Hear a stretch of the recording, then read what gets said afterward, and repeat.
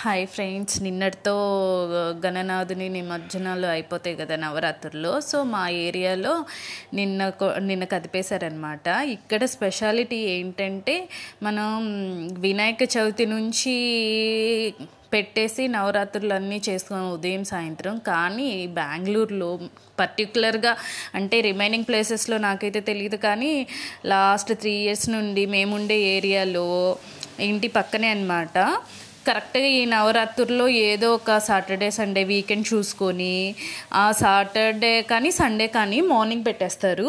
సాయంత్రానికి బాగా పూజలు చేసి, మార్నింగ్ నుండి సాయంత్రం వరకు, మార్నింగ్ ఈవినింగ్ పూజలు చేసేసి సాయంత్రానికి కదిపేస్తారనమాట. సో ఈరోజు సండే కదా, సండే గ్రహణం ఉందని చెప్పేసి సాటర్డేనే పెట్టేశారనమాట.